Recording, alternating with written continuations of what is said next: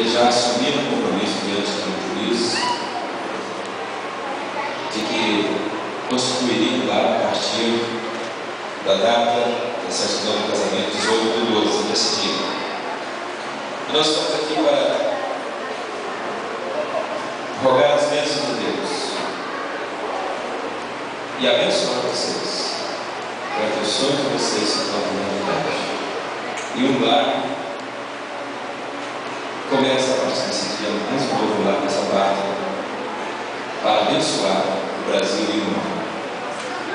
A palavra de Deus, no livro de Hebreus, capítulo 13, verso 4, está escrito: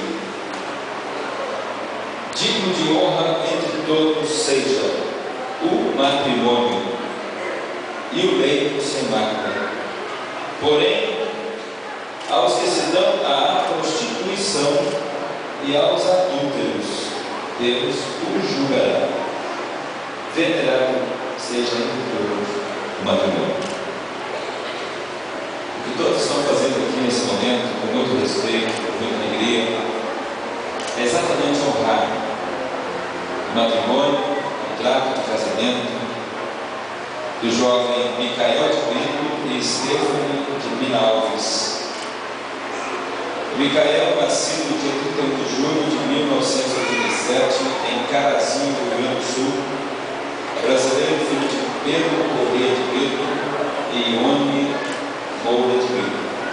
Stephanie de Mina Alves, nascida no dia 12 de janeiro de 1990, em Anápolis, Goiás, brasileira, filha de Carlos Alves da Silva e Lucimar de Fátima Pina.